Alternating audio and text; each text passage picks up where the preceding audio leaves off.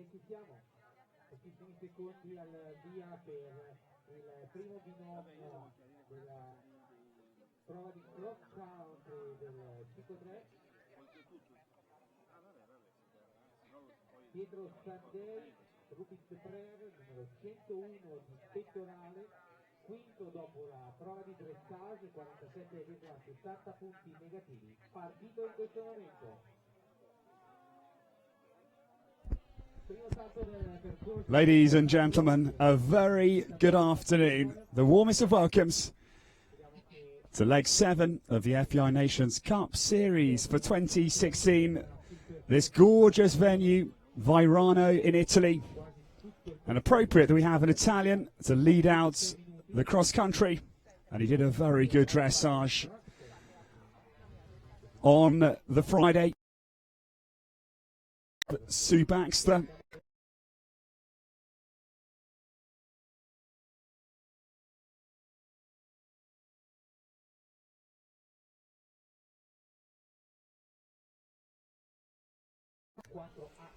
He starts with a very good score, 47.6. And Pietro, we just see on the early stages of the cross country, I'm delighted to welcome Ben Vogt. Ben, 24 years old and the Olympian from Rio. Ben, we've got a great test this afternoon. I'm delighted to be here. My first time. It's quite a buzz. Yeah, Ed, it's exciting. It's also my first time here in Vairano, and it's really nice to have a good start with Pietro. Pretty young rider, but really experienced already in his age. So I think he is the one to start this cross country. Yes, we just have a moment where we'll just lose sight of Pietro because at the moment he's running on the far side of the course. He'll be tracking at the moment on your screens. Just see him in the distance. He's just turning away up to the very far corner of the course. He'll be coming back to the narrow brush table. That is fence number 9. He's just coming to the 2-minute marker now, Ben. There's a lot of jumping on the course. It's quite intense.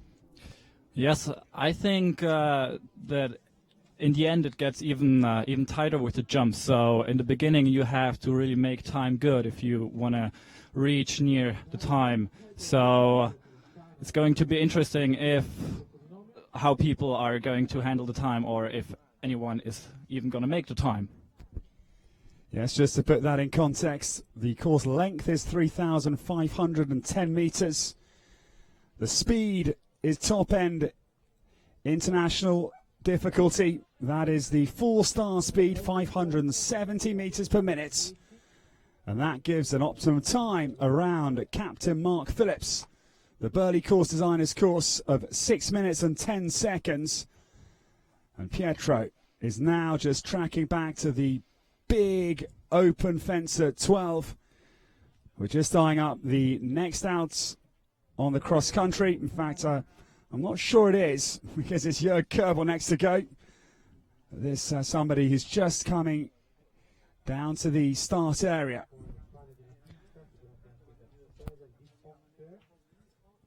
We now see Pietro Sandai back into view. He's through that quite difficult combination, Ben. The bank to brushes. There's the arrowhead on the top. They'll swing left-handed and come out. That's quite a tough combination in my opinion. Yes, that's one of the tougher jumps here in the cross country, but Pietro did a really good job on there. Horse is still fit, still fresh. We see now on jump number 16, sorry. So, yeah. Yes, now we see him come back into sight. He's through the indoor crossing 17AB. Now he'll come zipping up this little hill to the combination, awaiting the log in. He'll now come eagle-eye view over the little triple bar. 2 of them in a row, Ben. It's not easy on the camber of the hill, just by control, and this is where the crowds will gather as we get through the afternoon. Oh yes, that's you see it now. The people are crowding here, so for the horses, they're sometimes afraid of it. So it's a tough jump for the horses. And now we see Pietro on one of the last combinations here. Really good job with 4 strides. Now he's heading towards the big chicaner. And as we see, very good job, Pietro. And horse still on a really good way. And Ben, a man you know very well. You've come through the junior young rider ranks together, so you've been side to side for many years.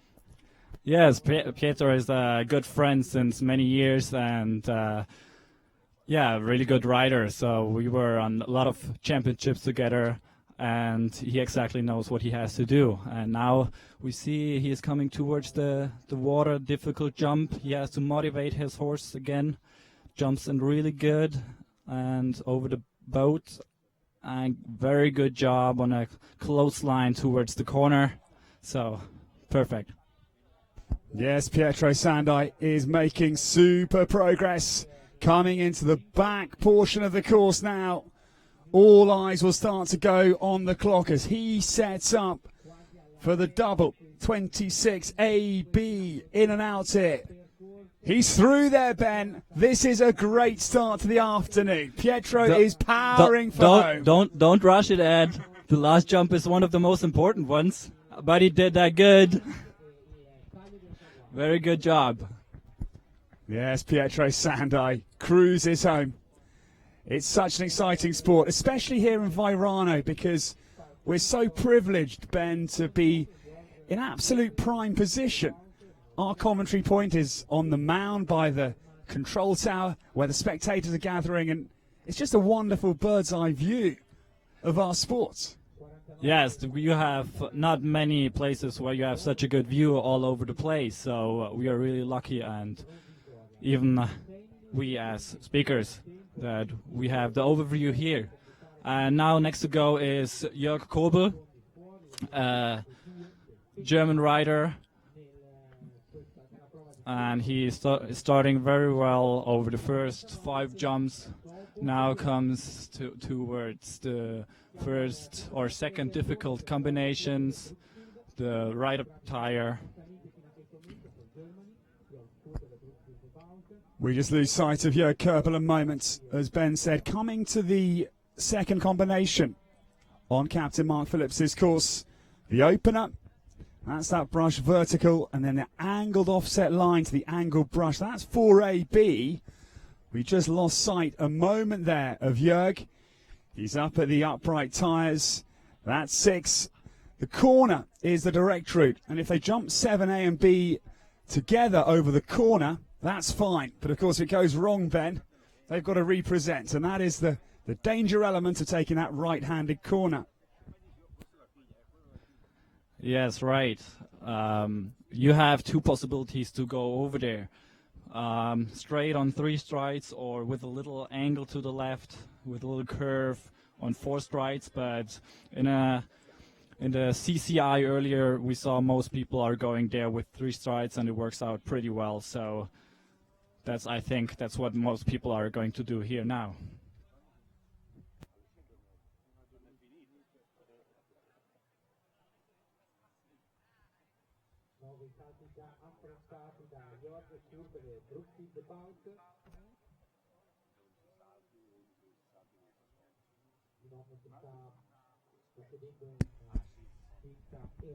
Jörg Kobel making super progress. He's now through the combination 10AB, and that is the log corner. Jörg yet to make a senior appearance, but quite a responsibility.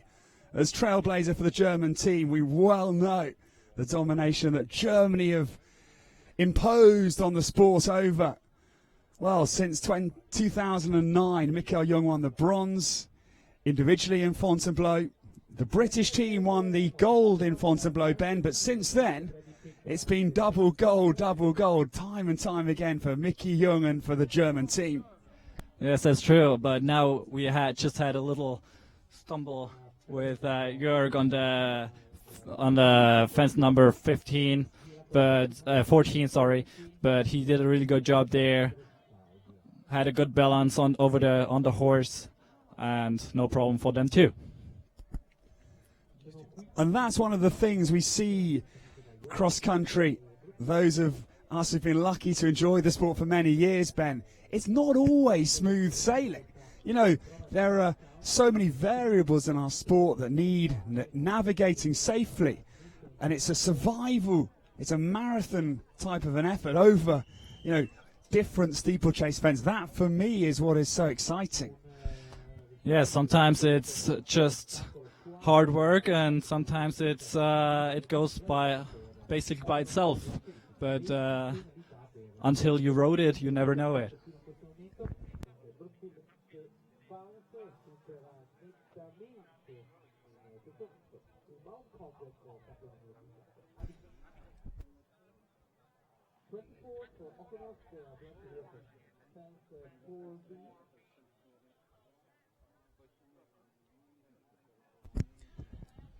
Well, after the dressage, the German team pegged back a little bit. It's very tight at the top of affairs.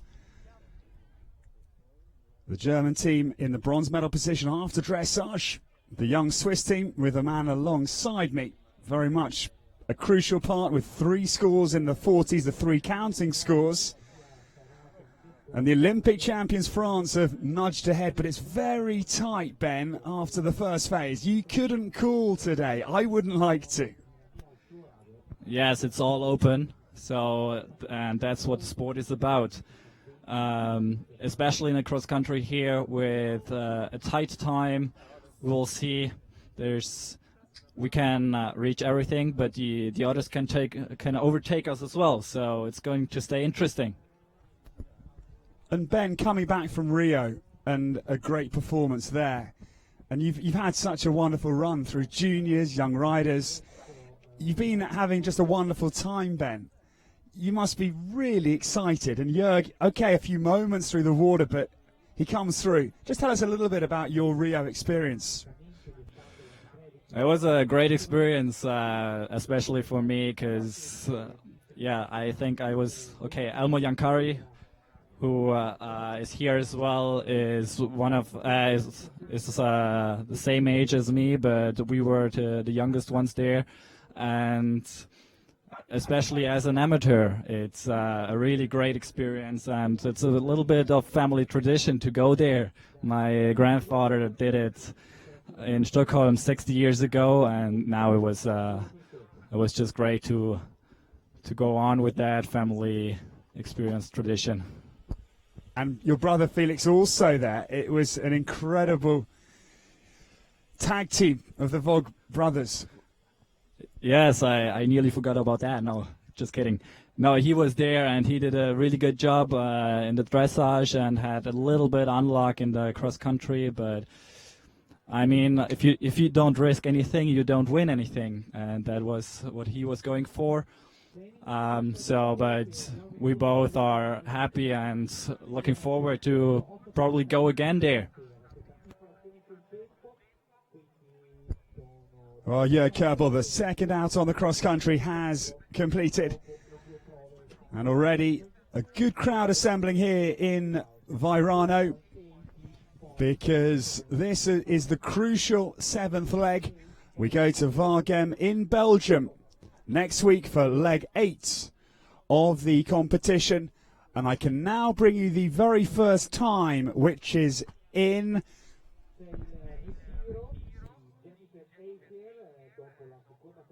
the first time.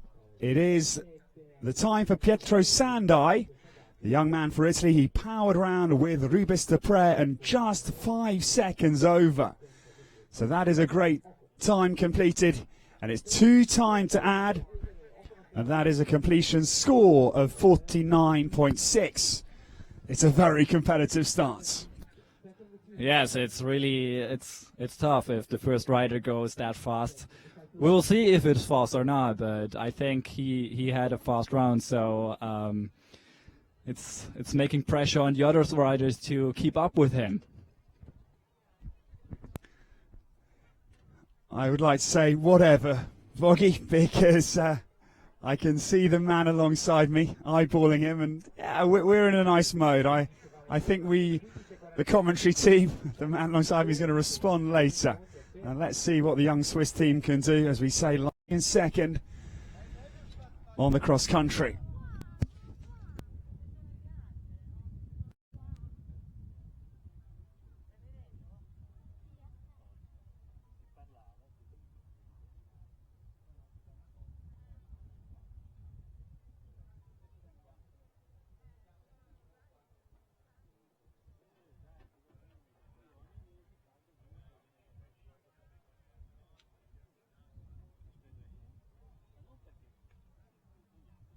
Ed ha preso il via per l'Italia nel campo a occhio Bertero con ok è il numero 105 di Tessiera, 31esimo con 69,80 We are live now with the individual for Italy. It is the turn of Francesco Eondio. Bertero is on the course.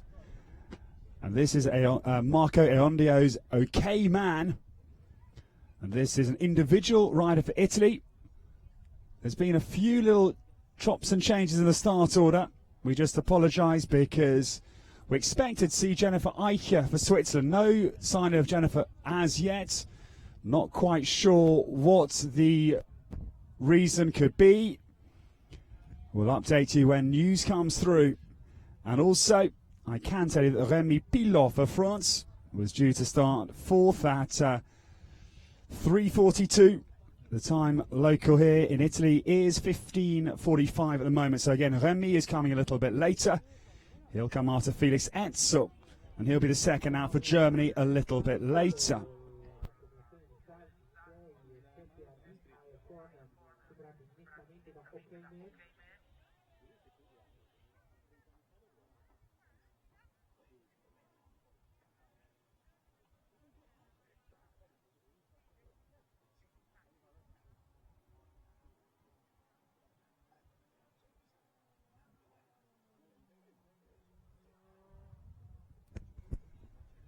Well, out on the very far loop of the course, he's just approaching the 2-minute marker. So, our trailblazer, Pietro Sandai, 5 seconds over time.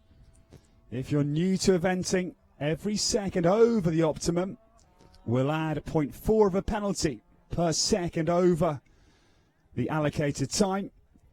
And for the mathematicians amongst you, 3,510 metres is the distance of the course, and it's tightly wheeled, as we saw in the CCI3 star a little bit earlier, because this is our second big class of the afternoon. We did have 2 inside the time in the long 3-star format, but it was a real gallop, and so we divide the distance 3,510 by the speed, 570 metres per minute, and that is how we come to 6 minutes and 10 seconds. The time challenge. And Ben, as a rider, you know that you've got to take the straight routes this afternoon to get inside the time. So that's just the Captain Mark Phillips saying, come on guys, come on ladies. You've got to go out really sizing up his straight routes. Yes, that's what it is. It is about. It is about to go over the difficult routes, to save time, to go forward, in between go fast, but still keep the horse concentrated in front of the jump and prepare them fairly. But if you want to make the time, or if you want to get close there, you really have to go straight here. Francesco Eondio Bertero now makes that tight turn. The longer class earlier went off into the far distance again, but he comes back to the indoor crossing. Will now just come up the hill in towards this flower top beam. Oh, he's rushing in here. Goes along with 5 strides and takes a good route on element C.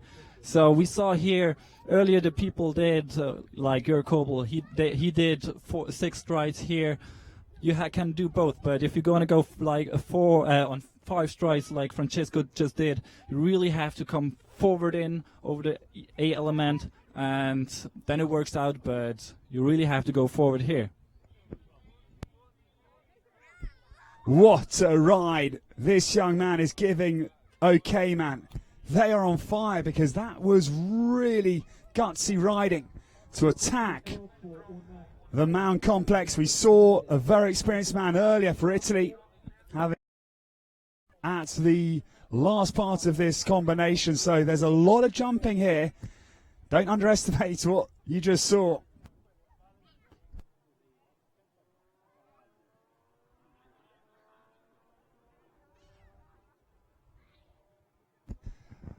Well, just out of our sights, he was at the water complex, 23A, B, and 24. He'll come to that in a moment. My apologies, I just lost the flow there. There's quite a lot of fences in a very compact area. In fact, he was at the House and Oxer 20AB. My apologies for that one. That was the House, and then the left-handed curve over the Oxer.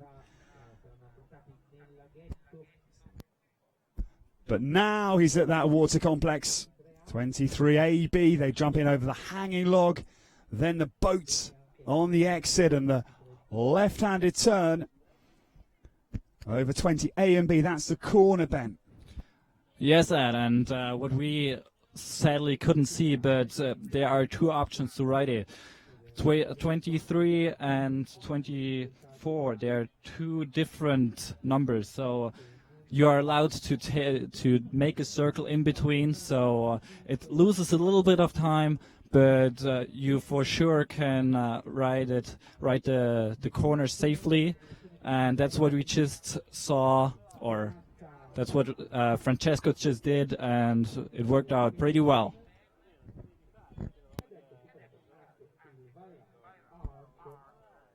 Well, Francesco Aondio Bertera, he may be an individual, but he's put up a very solid performance. As now we see, just coming, I think taking the longer route there, look to circle round. That is down the hill. The combination, the bank to brushes at 13 and 14. And now he'll come down to this big bullfinch. The bullfinch, a fence they can jump through, quite sort of spindly, little almost twigs out the top of the brush, which normally horses will just brush through. But you get the occasional one, Ben, that will just go through the middle. Or go, I should say go over the top, but directly over the middle part, the highest part of the test.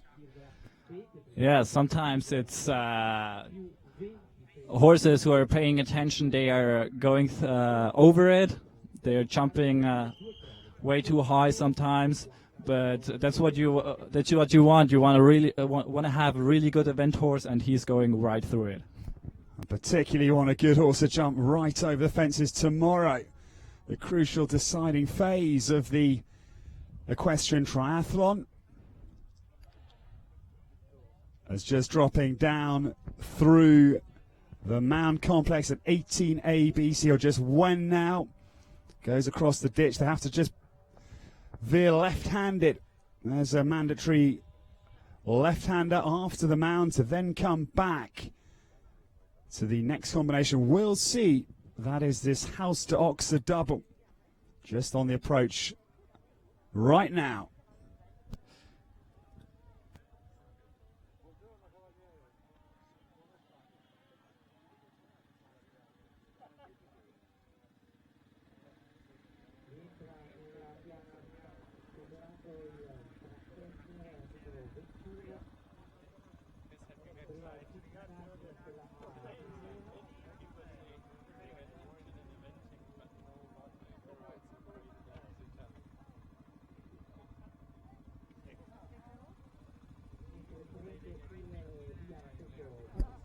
Now just coming down to the big stick pile.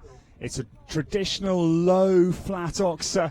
Not a very high vertical height, but it's very wide, Ben. And for the horse, you've just got to be quite cautious on approach, because it's not quite usual for for horses to jump fences that are wider than they are tall. Yes, but it's a really good jump to just go a little bit forward to get flow in the ride again, to get a little bit of rhythm. So it's a really nice jump to jump. So yeah. Andrea Cincinnati is certainly in the groove here. This is a huge jump he just soars out over. It was wonderful earlier commentating for the CCI3 star from the top balcony of the judges' box. We just dropped down a stage so we can just concentrate. There's a lot of activity going on up in the judges' box, but we saw some very impressive jumps, particularly from Karen Donkers, the lady who's in pole position in the other huge class here in Vairano. First and sixth is Karen, out in front with Lamisa Unique in the long format 3-star.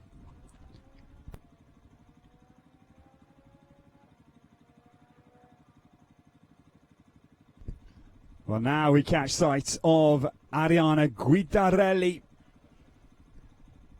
EHC Biscuit, the horse owned by Maria Grazia Piva.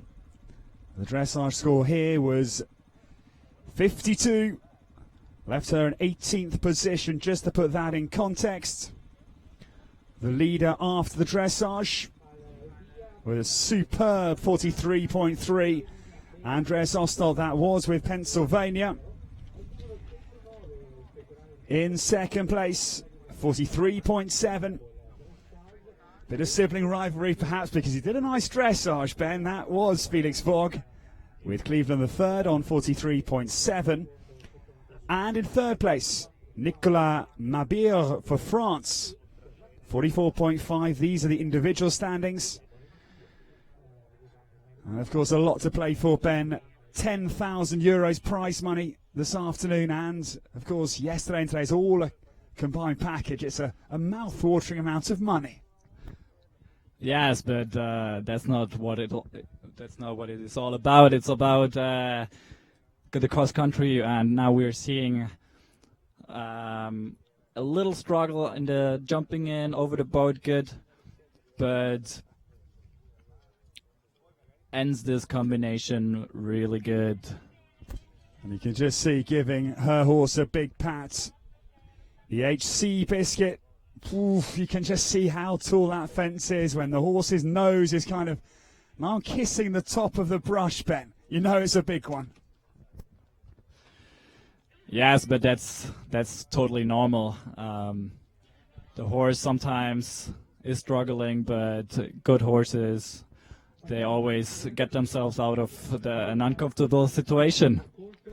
No, I'm not saying they're struggling, Ben. I'm just talking about the sheer height of the fence. I mean, it's always impressive when, you know, you see the little guy jumping over the big fence. It's a bit of a sort of David and Goliath story.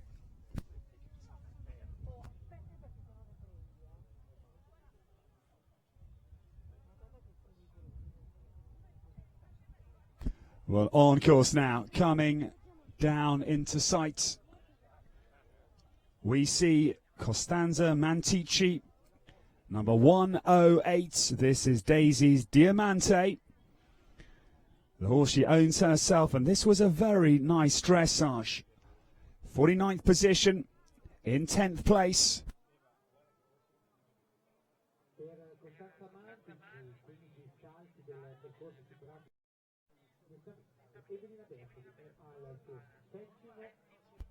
So Costanza. Ooh, just a little moment there, Ben. Yeah, we never saw that before. Doing 3 strides there. Normally it's 2, but he solved it good. So good job there. Yes, just setting a precedent for bold attack in cross country, which is often the key. You've got to tackle these fences and say to your horse, come on, let's be positive. If you don't communicate very clearly as a rider, Ben, you can get in all sorts of bother. Yes, but Costanza did a really good job. She let him watch a little bit, and then he took his heart and went over it.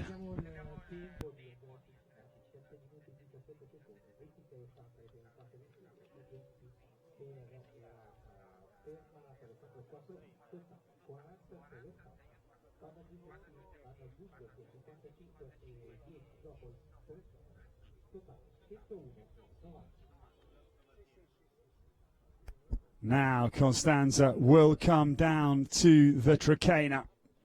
Ooh, got in a little bit tricky. That was one of those moments we say the horse found a fifth leg, a little bit a la Irish hunting style. Sometimes, Ben, they've got to be improvising. You can't always write the script like you'd like to across country. We've seen that. I remember Andrew Nicholson in Burley when he won with Mr. Smithy back in 2000. Up at the Waterloo rails, the horse hang a leg on the top of the big bar, nearly tipped Andrew off. That's not an easy job, but of course went on to win the Land Rover Burley title. Yes, but this is what is nice about it. You always have two heads, two brains, one team. So if one is not working quite right, the other one takes over, and that's what is great about that sport here. As long as you're not getting personal here, Ben, and saying that, you know, your head's working well and mine's not. So let's focus, because he has got the last combination awaiting. 26 AB. He's right in the middle. Just a little tip tap on the top of the boxes, but this has been a lovely round here. Costanza Mantici coming down to the finish line, and we'll await the time with interest.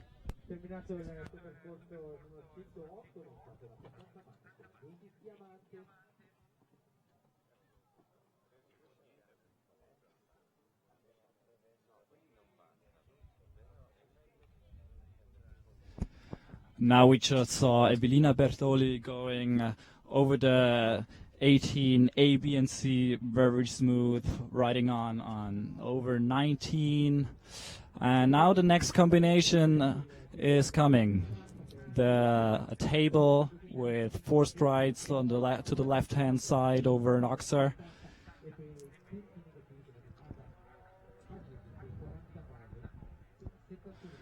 We're seeing here no job for her. Horse is still very fit, going fast. Now you see she's preparing him. Very good job over the Trakehner, and she's chasing for the time, and that's what we want to see here.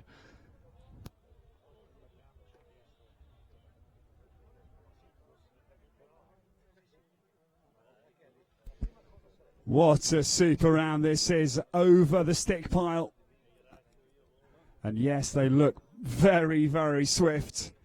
Just covering this gorgeous turf. They use the aerovator overnight just to give the horses a little bit more spring, a little bit more cushion in the step.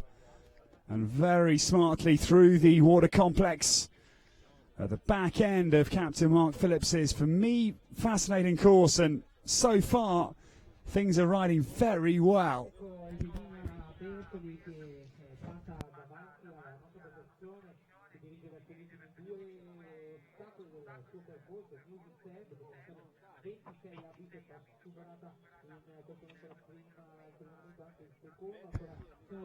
And there Evelina is going for home. She did a really good job and I think a pretty good time.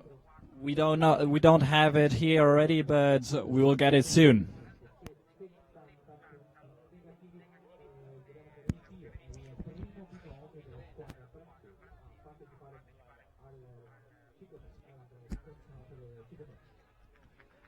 Next coming in our side here is a young German boy, Felix Etzel. He did already several 3 stars and is working himself over 16, coming now through the corner over towards number 17 AB. Does a good job there and goes fluently towards us, where we're waiting for him at number 18.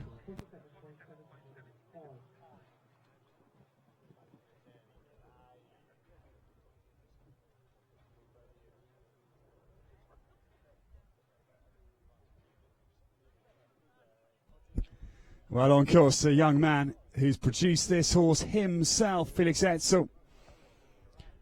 a rider from southern Germany, and this is Bandit, one of the youngest horses in the field over the week here in Vairano, just 8 years old.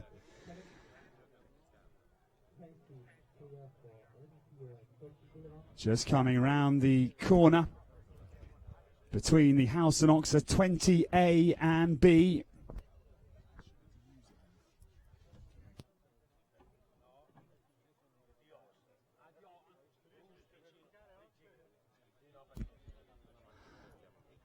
And this is a really nice part of the cross country where you really can see that they're really trying to get the time.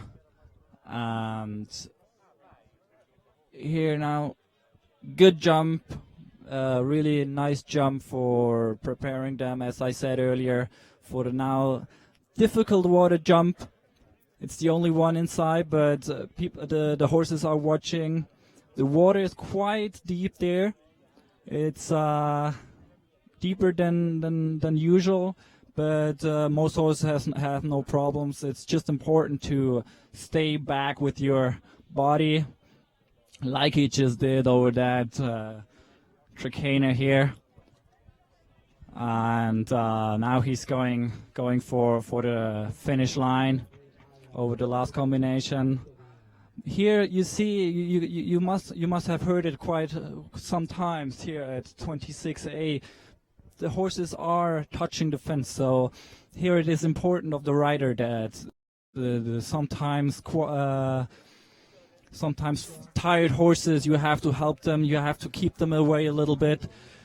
But good job, and now that is going on. Yes, because Felix Etzel, like yourself, a very young man, 23 years old, and his first Nations Cup appearance just completing. We'll bring you the news of the scores in a second, as now we watch just coming down over the Bullfinch.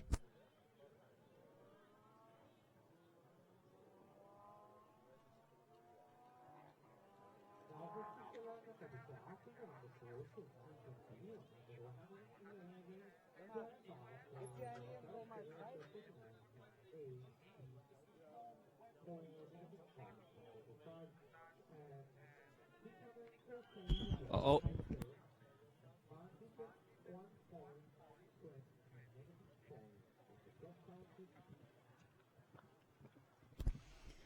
So, yes, as Ben was saying, it was a bit of a moment and a further bit of a close call up on top of the mound here.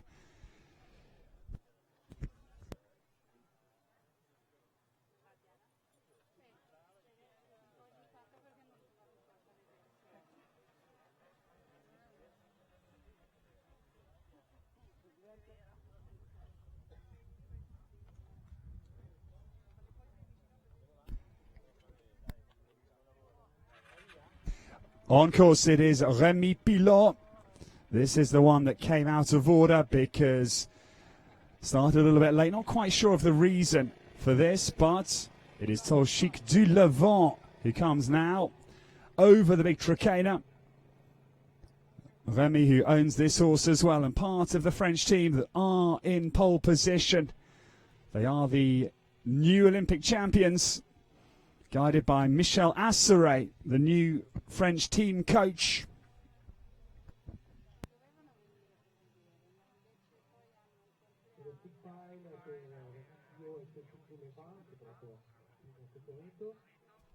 So Remy Pilot pops off the hanging log into the water. Oh, very athletic. Just see the horse literally ping-ponging through there, Ben. Really bouncy through the water combination. Yes, it's always the goal or the aim to do it smooth, but sometimes it just doesn't work. Then you have to work the horse through there, and he did a good job there. Not just destroyed the flag, but safe for home. Yes, an interesting sort of sequence with Remy, because we saw him down the mound at 18 ABC, which looked a little bit dicey and not totally united picture at the last combination, but the water for me was really smooth. He'll come home And we'll await that time. But now we cast our eyes out onto the cross country, because now we welcome Patricia Attinger. And this lady, part of the great Swiss team. Well, we say a big thank you to Ben Vogt. Ben, sincere thank you, and of course, go for gold later. You're in touch, so good luck. Thank you for having me here, Ed. Patricia Attinger then coming through the indoor arena crossing, just located alongside the indoor arena here. And this lovely jet black Hilton P, her successor at top level, just coming down the bank. Just a little kick you can see from Patricia saying, come on, keep going, and he does. This lady had such success with her lovely Ramalfa. Indeed, 2 European young rider titles. I shouldn't say titles, I should say championships. And an inaccuracy, but a great young rider record. Also was part of the FEI European Eventing Championships in Blair Castle, the gorgeous region of Perthshire in Scotland last year, around Ian Stark's beefy cross-country course.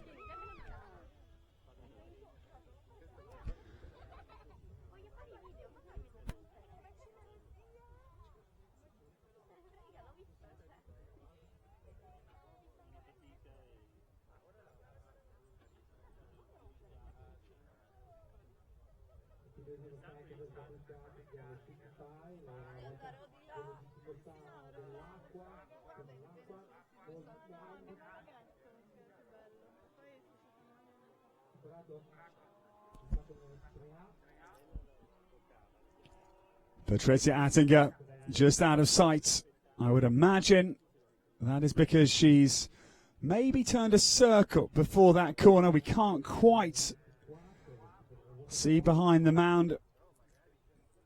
We have 2 cameras keeping track of proceedings here for you in Vairano.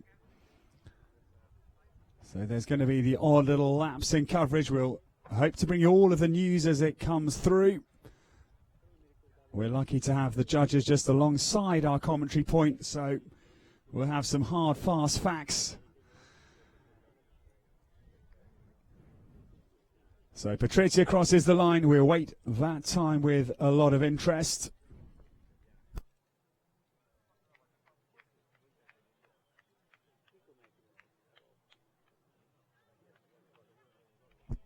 Well, Patricia was the second rider out for the Swiss team. And now on course, it is Raphael Cochet for France. And this is the lovely Celle Francais bred Sherazade de Louvière.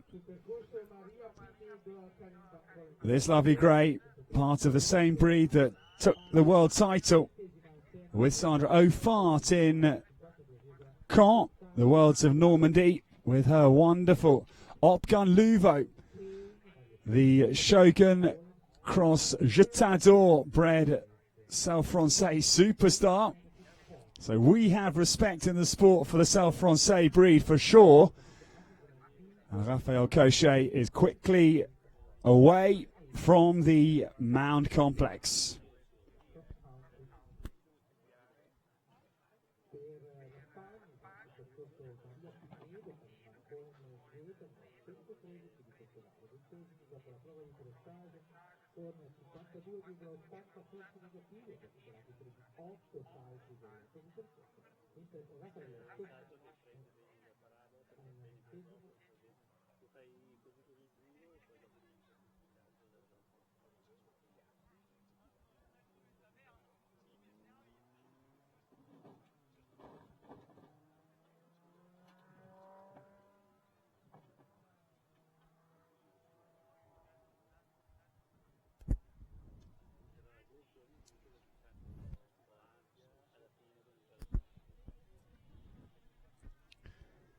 Rafael Cochet, it is coming to the water, lands with a splash, now makes the turn to the boat.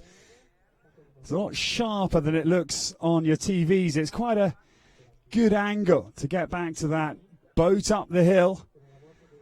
And that means it should jump nicely when the horses can just lighten the front end and really ping up into the sky.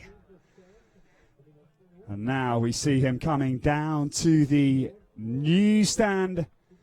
The last question. Pops neatly enough through there. Still looks plenty fresh enough in terms of his gallop. And still wanting more. And of course this, the shortened FEI format. And what that means is you have a higher intensity of jumping efforts. And certainly there's enough to do out on this course.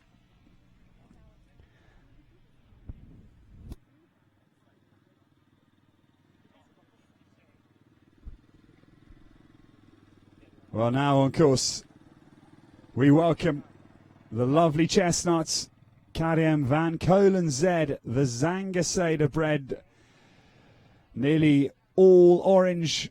You can just see the little white star in the middle of his head as he comes down to the bullfinch and just sensibly brushes through the top of there.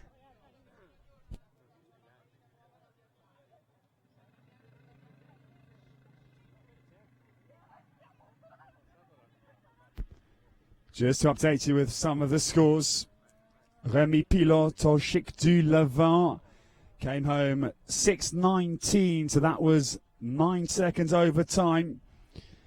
3.6 time penalties and a total of 51.3. That was a very good score at the moment. Lying in second. And also for Felix Etzel, he absolutely stormed round. Was just 1.2 time for 3 seconds over. And that is third place on 51.6 for the young man for Germany. So things are going to get fascinating when we get more of a team picture. I say that because our 4 teams can each drop one of the scores. There's a discard ability in all of the team formats that the FEI Nations Cup affords us in eventing. This great series started back in 2012. It's year 5 of this fascinating battle that runs alongside the other wonderful events on the international eventing circuit. We are, of course, so lucky to have the 6 4-stars, the absolute blue ribbon competitions. Kentucky in the USA, badminton and Burley. And we had a wonderful Burley just 2 weekends ago. And Captain Mark Phillips, the course designer of that Autumn Classic. We have Po down in the Pyrenees at the end of the year. Le Moulin in Germany, nestled in the middle in June. And Adelaide, the Southern Hemisphere edition in Australia, again in November. And Lexington, Kentucky in the USA, the 6 that comprise the biggest of boys in the world of eventing. And as we see a lovely shot of Maria Pinedo absolutely smoothing along here. Karim van Kolen must be quick. He's still really attacking. Maria, who trains with Elmar Lesch, the very experienced senior German rider, up at his base near Hamburg, and crosses the line fantastically. Her sister also this morning was very, very good. That was Christina, was just 3 seconds over with Helena in the big class. The long format, I should say, just to keep the separation clear, because this is the main focus of the Nations Cup series. But a very respectable 3-star is in its own right, the long format here in Vairano.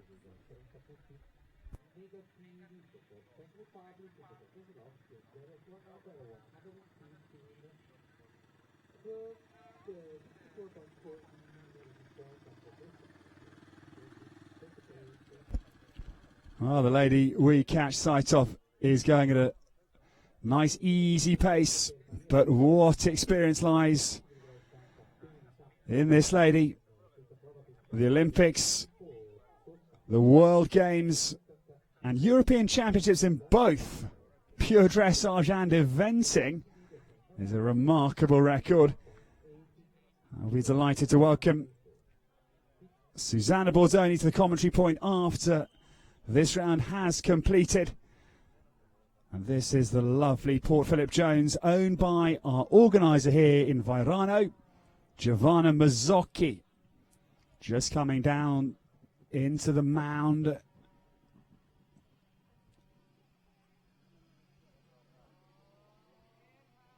Well, he's a long striding horse and he just covers the ground so fluently through the treble combination. You can just see the horse is taking nothing out of himself at all. Just really cruising along.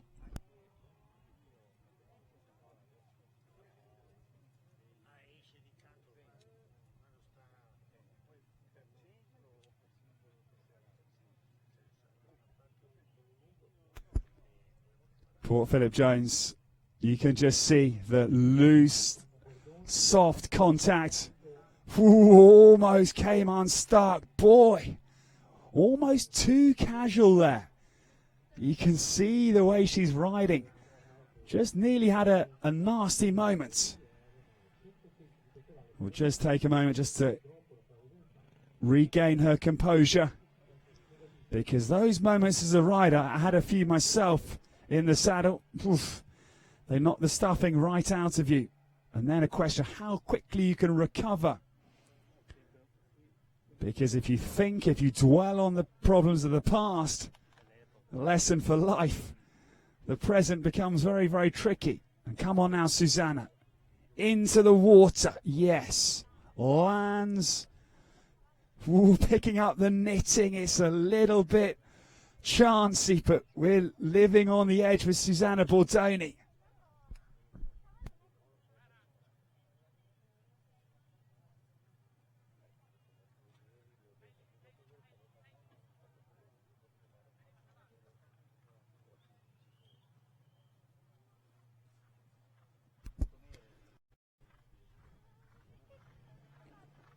Poor Phillip Jones looking unflustered after a few interesting jumps. Now, come on, just steadily at the last combination.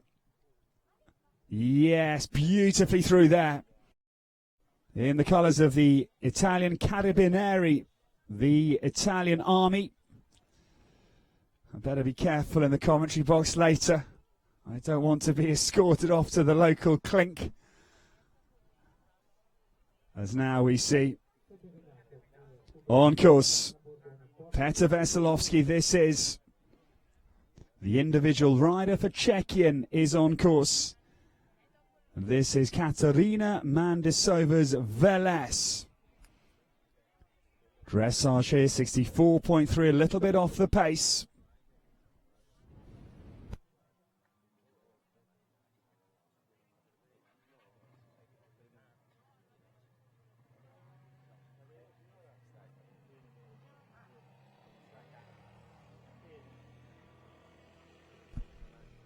Oh, Petr Veselovsky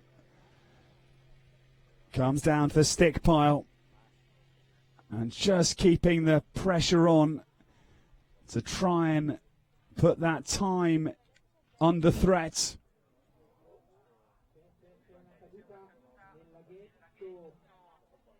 I can update you, the scores just come in for Raphael Cochet with the lovely grey Sherazade de Louvière. And it's the same time exactly as Felix Etzel. That is 1.2 time penalties, just 3 seconds outside of the optimum. And that's a very nice round completed.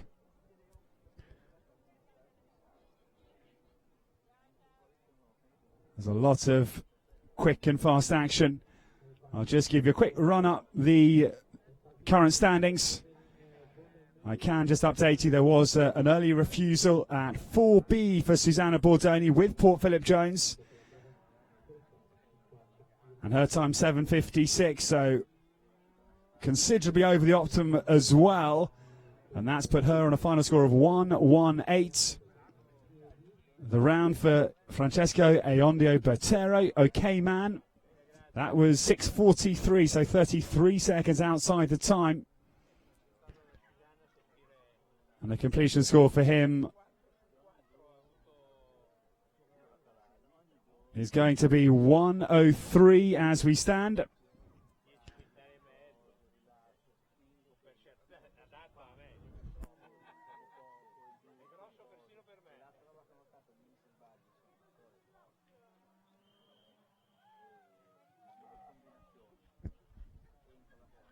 Well into sight. And this part of the individual batch. We're doing our best to keep you on track. It's not easy here with the two cameras. It's coming thick and fast at us. We will update you in due course. That is a promise. Sandra Lennard-Rath it is for Switzerland. Quickly through the mound. Treble combination. And this is the lovely grey Tout Bleu de Ruire. The horse owned by Peter Thurler. Lovely expression on his face as he sets off into the middle of the course. Just to give you the team standings in the FEI Nations Cup Series, because it is the team for Great Britain out in front, 465 points. They took a super win in Stregom in Poland, and also in the third leg at Houghton Hall in Great Britain. In second, it's Germany on a score of 360. So Great Britain with a big margin to defend with the three remaining results to come in. In third, the Olympic champions France on 295, so they'll be hoping to capitalise on their leading position after the dressage here in Vairano. Australia, of course, not here in Italy. And the team for Switzerland out of the hunt, down in 14th position, but in second place as we stand after the dressage.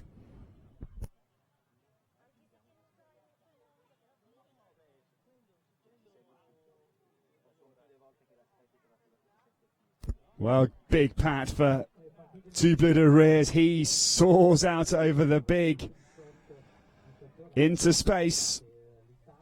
The ditch and brush at 25. It's a massive fence. The dimensions, I don't know exactly, but as I say, we've seen horses' noses actually underneath the top of the brush. So it's a proper, like, Parbiadizzi type of a steeplechase fence.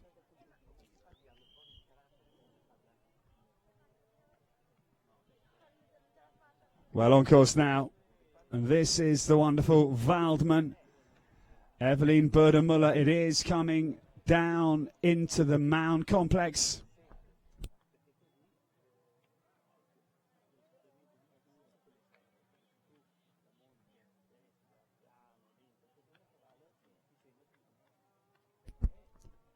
This grey coming just around the back of the racecourse. And this is a very quick lady against the clock. We've seen Waldmann over the last few seasons.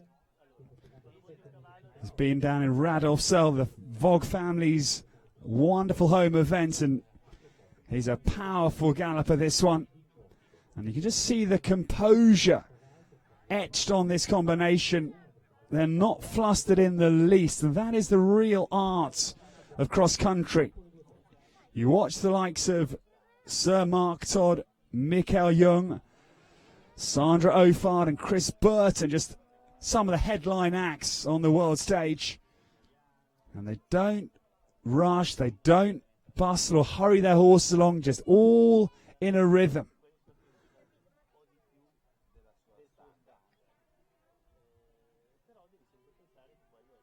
I'm delighted myself to have a horse now to start campaigning myself, and I'm very excited to start next year with Giulia Carretto's lovely Hurricane. I'm going to hope to go to the Vogue family's One-Stein Radolf Zell in April, so I can start to add a little bit more rider's perspective to my commentary. Ooh, big jump out over the ditch and brush at 25. And Waldman just coming down to the last question. The sting in the tail, but not a vicious one, I must say. It's quite benign from Captain Mark Phillips. But a good decision by our course designer, because I think at this kind of Nations Cup series, when the teams are so tightly packed, you don't want combinations going too chancing at the last, is what I'm trying to say. Better to have a nice easy combination to come home at speed, which they will be travelling, than having something a little bit more grisly, which could unsettle an inexperienced or a combination that are going just too quickly, trying to chase the clock.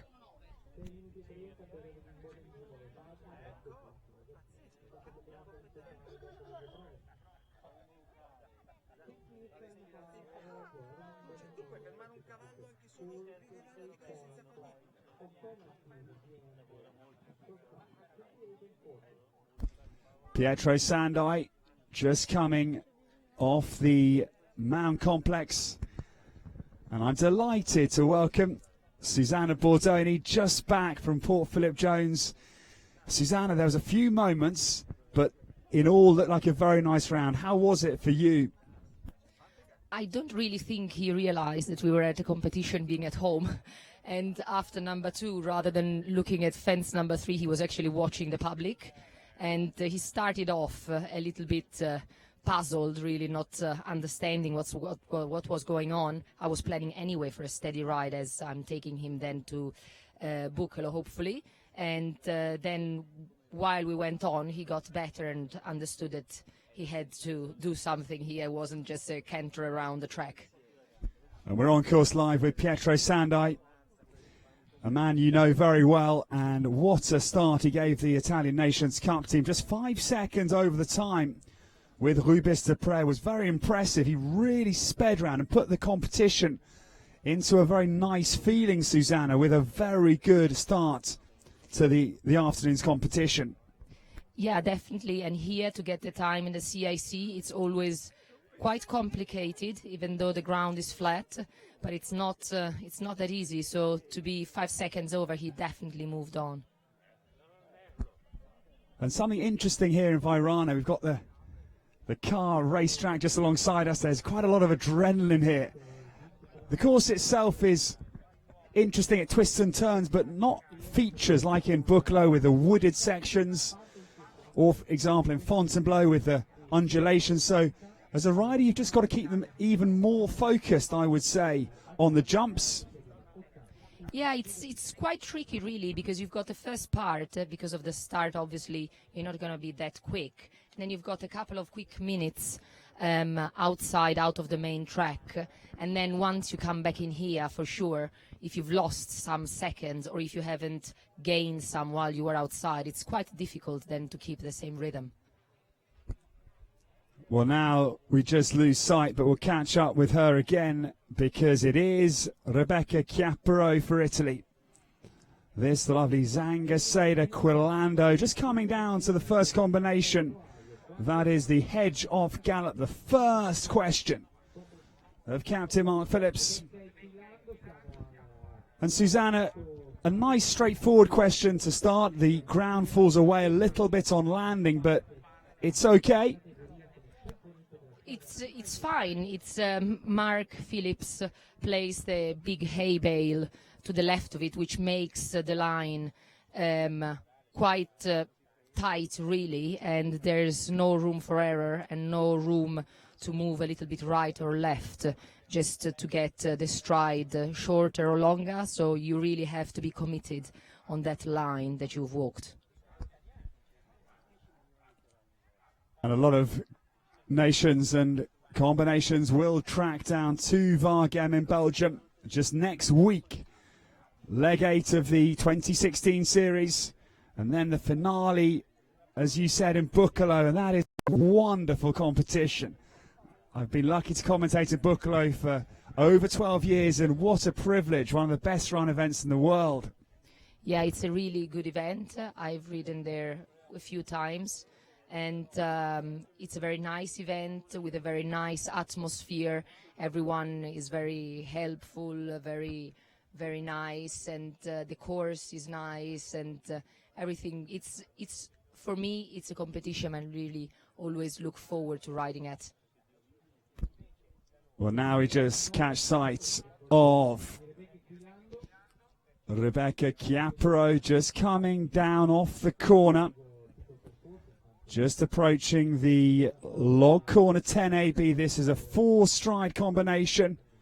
I think added one there, but this horse, as you can see, really powering on. I love the energy. I think this is a really exciting combination for the future for Italy. And Rebecca, crucially, is the first of our third team rider rotation as she powers out across the ditch oxer at 12. And this is an exciting 300-meter run, a moment you'll just want to pause and take breath. You can just see her asking Quilano just to come back on his hocks, to not come too quickly through the combination. What does a commentator know? Just rips through it, Susanna.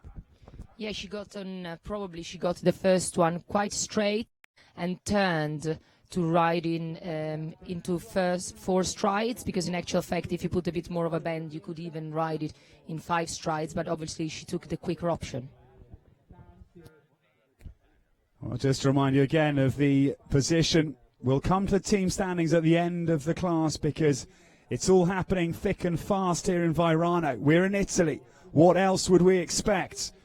But in front, it's Pietro Sandai individually, 49.6.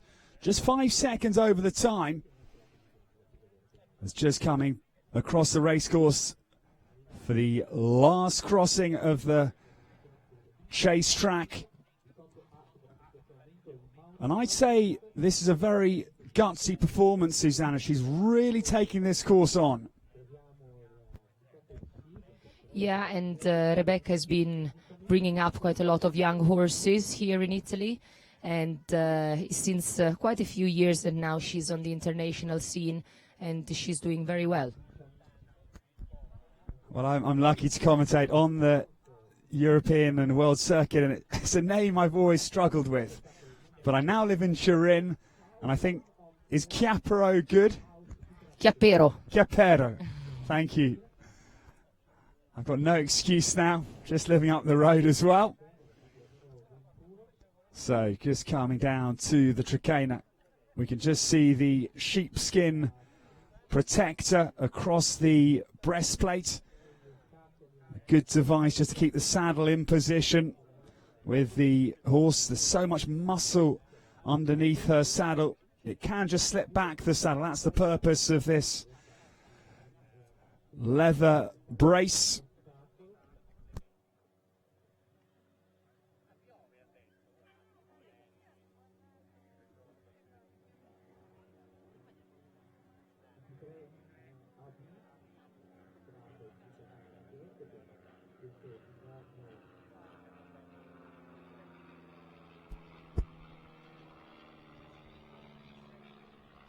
Well, we await sight of Rebecca Chiappero. Here she comes. It's a short run after the corner out of the water complex. Individually numbered at 24, so there is that loop option, but they're not going to take it if you want to get near the 6-minute 10-second optimum.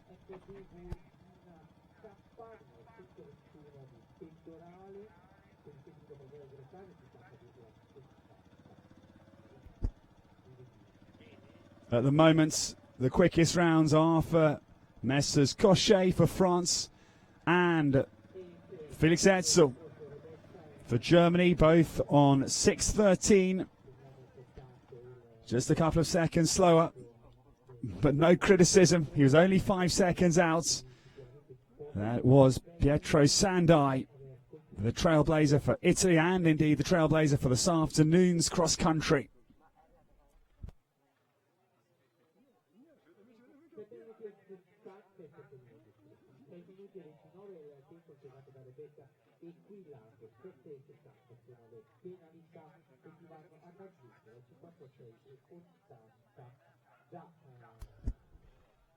Well, just coming over the big brush oxer. And in the old days, Susanna, we would say it was a let-up fence, but Captain Mark Phillips's mentor was the great Wolfgang Feld, and he always said, the German course designer, you've got to leave the cross-country start box with your head on, i.e. you've got to respect every fence. For sure, because very often the ones that you give for granted are the ones that then you catch you out. And especially that table you were talking about, number 5, it actually jumps really quite big because there's a little bit of a drop as well at the back of it. And it seems to be just a nice table you could gallop at, but it definitely is bigger than what you think. Well, a very good picture on the horizon. I think very interesting course designing as we catch sight there of your mother, our great organizer Giovanna Mazzocchi, with grandson in tow on the front of the quad bike. Yeah, he's my oldest son. He's 3.5. And the young one is 11 months old. And that brings me on to my next question. You've ridden, of course, at the Europeans in both dressage and in eventing. That's quite a feat. We've seen it with show jumping and eventing with the likes of Sir Mark Todd and Peter Fredriksson, but the other way around with eventing and dressage is an interesting combination. Yeah, it just happened, sort of thing, in a sense that my trainer at the time, Dane Rollins, saw this mare and said, you need to come and have a look at her. So then I went, we bought her, and I did 2 Europeans and 1 World Games with her. In actual fact, I've got now a filly out of her who's 3 years old, so we'll see. She seems to be interesting. Yes, eventing sport always so interesting. And also the horses that have done more than one discipline. The great Melia Monarch, one Burley. But let's just focus here because that was a very bold ride. Down off the bank at 13 and 14. And this is the man, Falk Westrich. Falk, based in the south of Germany, between Stuttgart and Ulm, has the family-run stable. They have about 25 horses, which they produce for sale for eventing and dressage. And this is a real talent across country. FBW Gina K, that famous FBW prefix that, of course, Sam and Mikael Jung have just stamped all over the world of eventing. Indeed, the man that's rewritten the history books, Mikael Jung.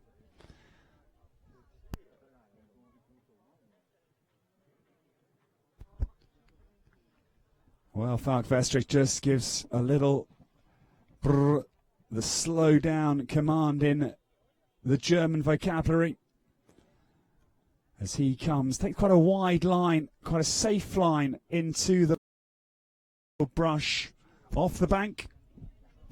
Yeah, you never know really up here with the public next to these jumps. You might just want to get the horses a little bit more focused so that they see where they're going rather than maybe looking at the people standing next to them.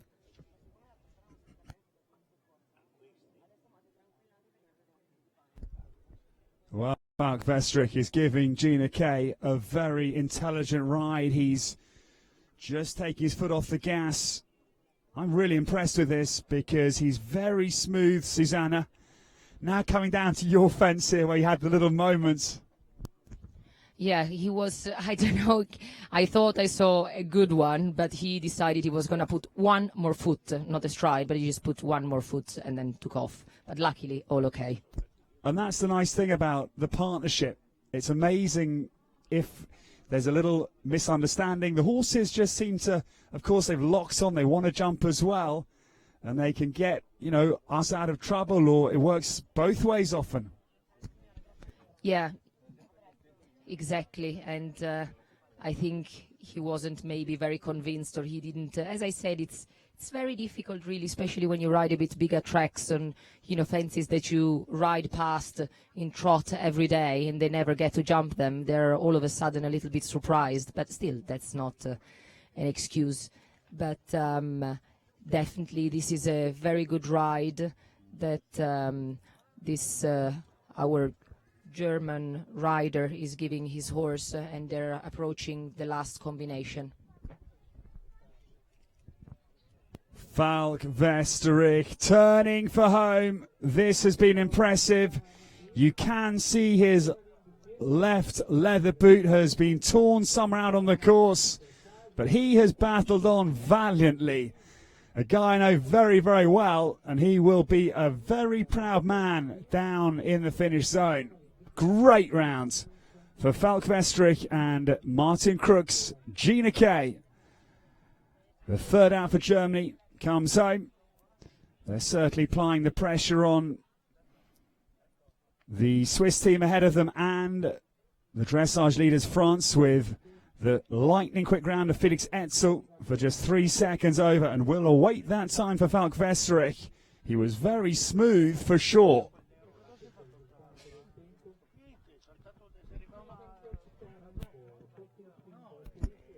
But now we turn very much to the battle that is live for the 7th leg of the FEI Nations Cup Eventing Series 2016, because part of the Swiss team, the 3 scores for Switzerland after dressage, were all in the 40s, and it's absolutely so tight between the French team ahead on 140.7. The young Swiss team with the Vogt brothers, Patricia Attinger and Jennifer Eicher, they are poised if there's any slip up from France. Literally 0.7 of a penalty behind on 141.4. And Germany on 143.3 again, all so tightly bunched.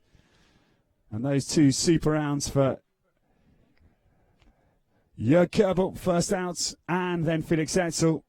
And just completed, Gina Kay has just given Germany a slight advantage in terms of pressure, but riders of this caliber, Suzanne, are not really responding to pressure. They just keep riding whatever happens.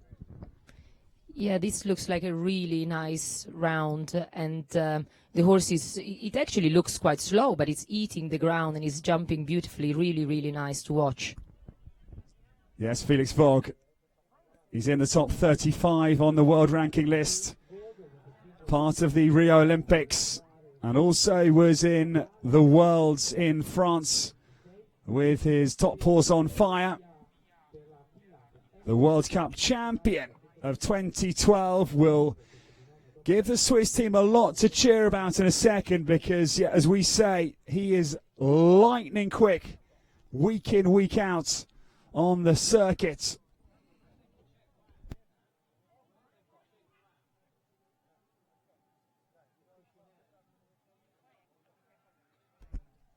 Well, we now catch sight of the man that was the very best dressage for France.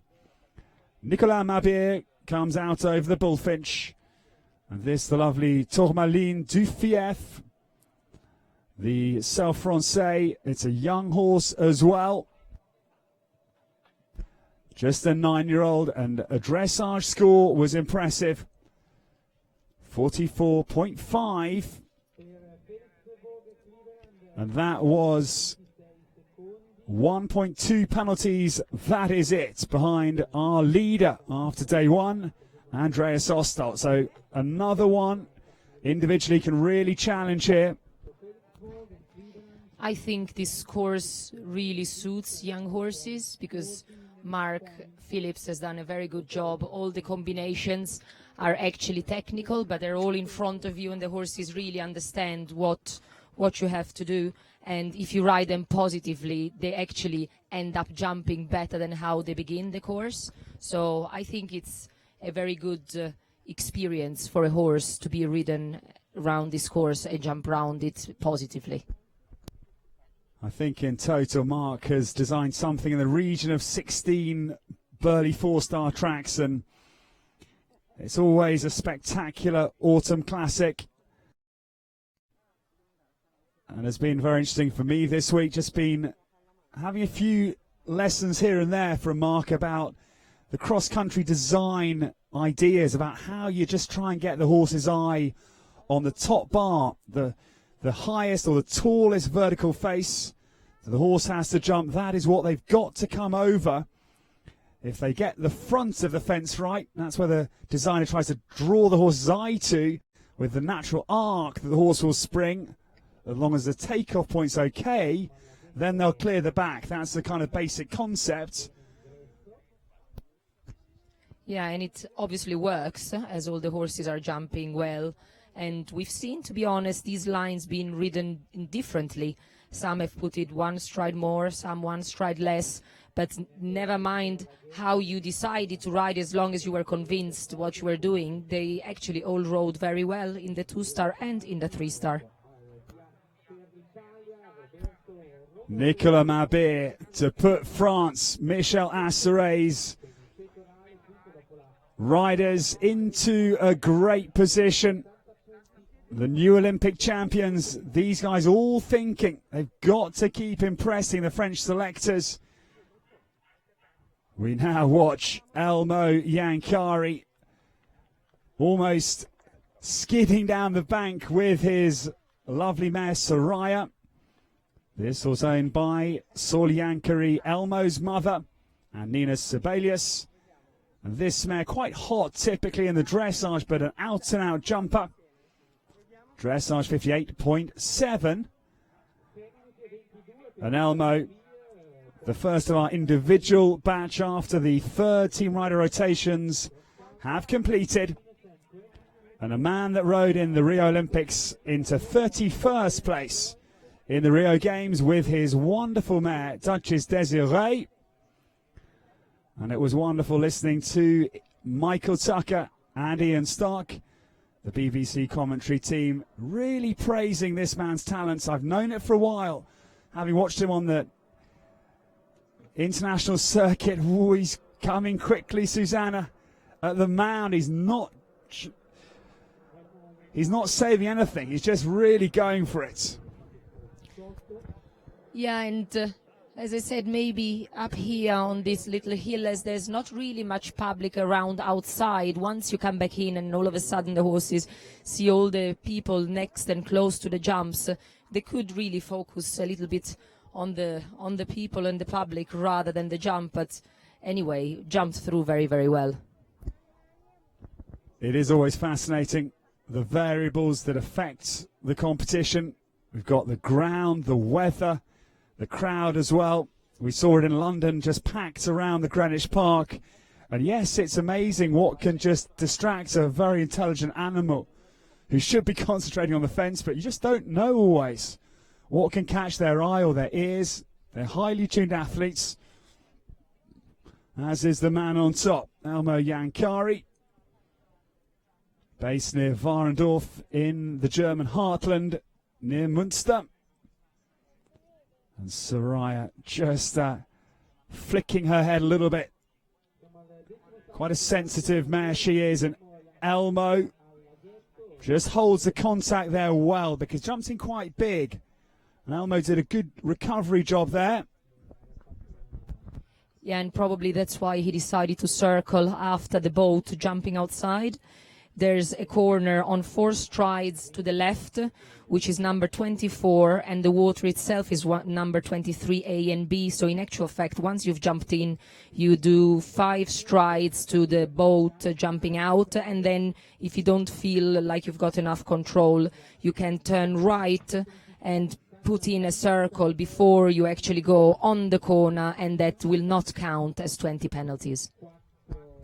Well, what a day for Elmo and Sana Siltakorpi. Sana was immaculate with Bofi Bridge in the 3-star, the CCI long format a little bit earlier. She stormed around, was so impressive. I will await that time with interest. I can now update you the scores in. For Nicolas Mabir for France, Tourmaline Dufieff has stopped the clock. 6:22.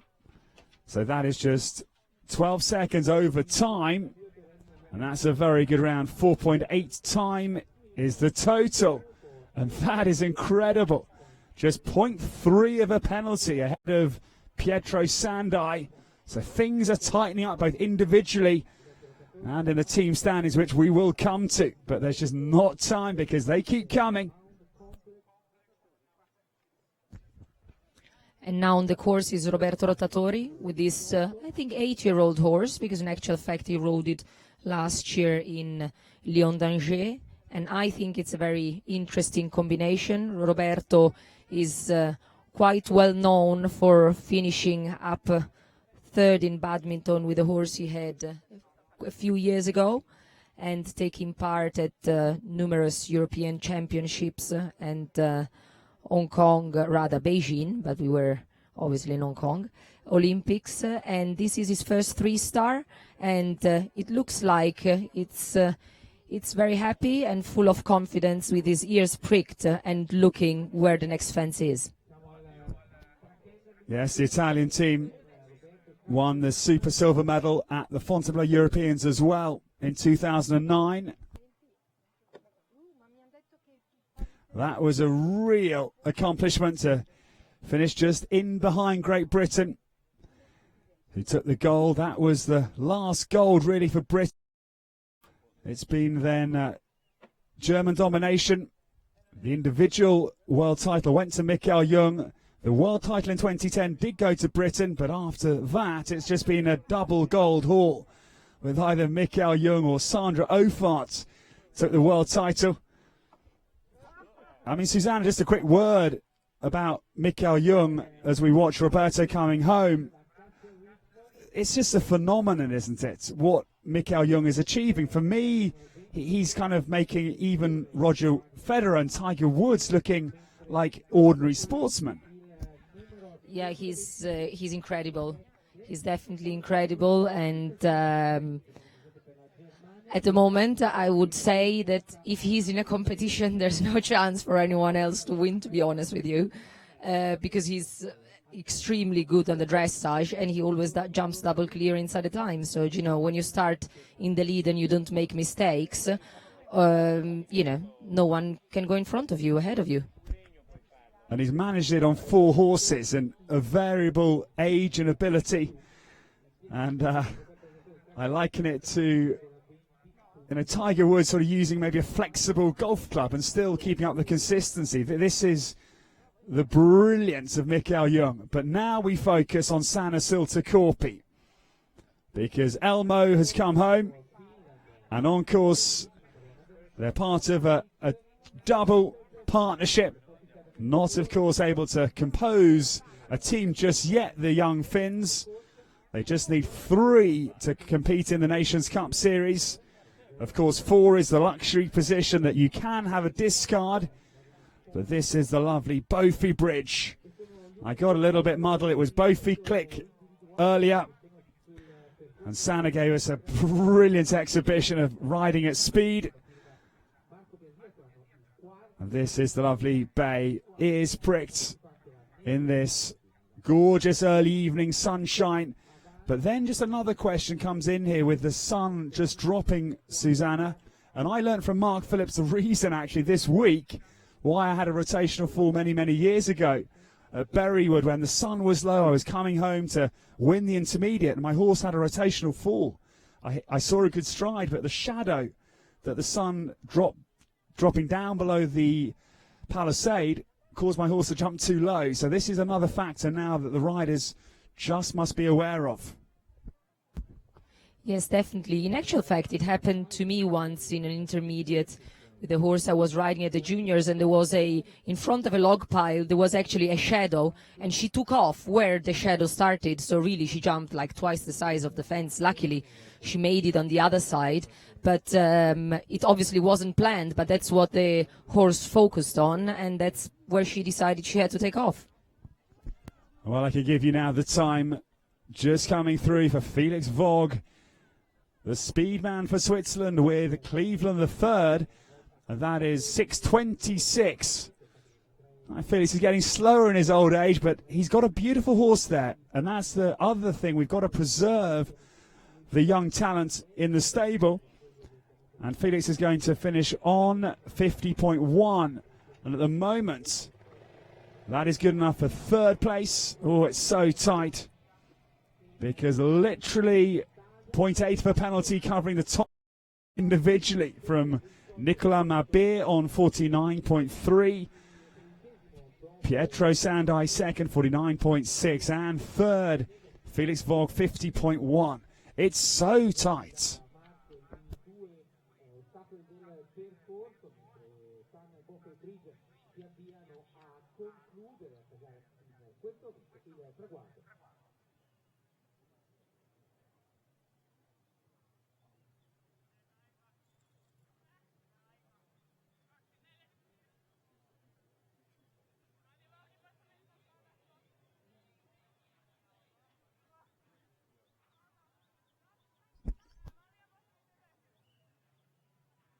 Well, on course now.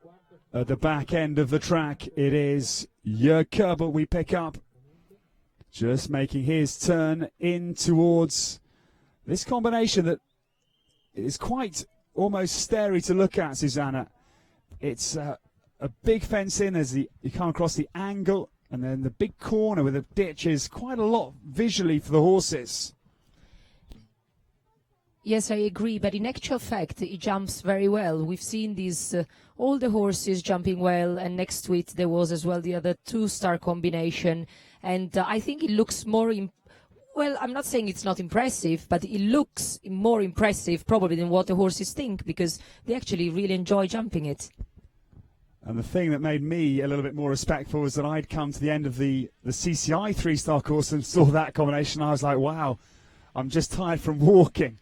And now we've got this a big ask at the end. But this compressed format, these horses all finishing very, very fit, fresh, and full of running.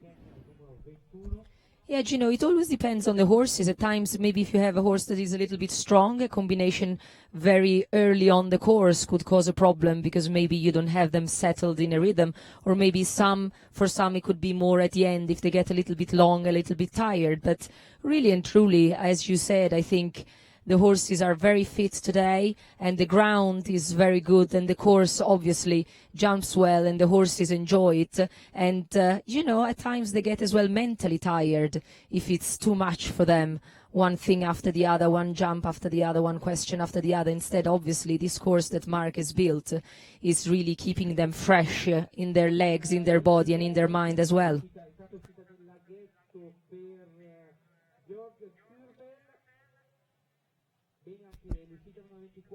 Jörg Kerbel coming down to this impressive ditch and brush, and look at the determination as he lands. Now we'll just have a moment of composure before the last combination, the news stand. And what's the news going to read after cross country in the team and individual standings? You couldn't predict it. And I know your mother, Giovanna Mazzocchi, the family businesses magazine, so that's, I guess, the newsstand naming of the final complex. Exactly, and we used to have all the newspapers in there as well, but as the weather forecast was giving rain, we decided that for this time we weren't gonna put them all in. But that's exactly the link from the business to the last combination. But now we start to focus, because the last team riders are starting to run. This is Marco Biasia. We pick him up at fence 16. Fence 16 just before the 4-minute marker. So he's got 2 minutes, 10 seconds to get home from here.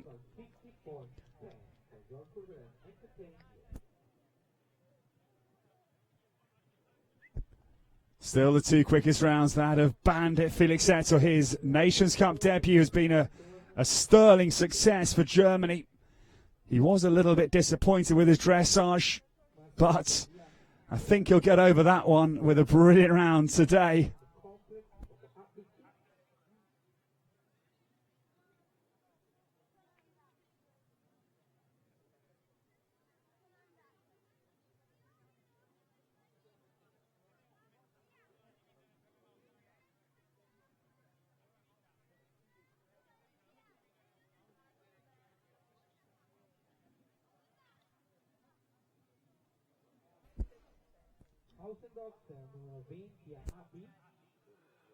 So this is Marco Biasia and the lovely Trebarwith. This the horse owned by Chloe Newton, whose sister Willa was in brilliant form at Blenheim last week. Caught up with Joey at Blenheim, and Chloe herself, Willa's sister, also rode at the very highest level in eventing. And Trebarwith, the link, in fact, I think with Cornwall, because of Sarah Cohen riding the lovely Trebetherick for the Pressy Spark Company. I think this is where this horse has come through from. But a really nice one for Marco. 50.1 in the dressage. The water's riding very smoothly. And takes the straight route there. So your anchor man is starting to really up the ante here for Italy. Yeah, it's really looking like they're enjoying their ride, and the horse looks really under control and really on the bit, light in the hand, and really listening to what his rider is asking him to do.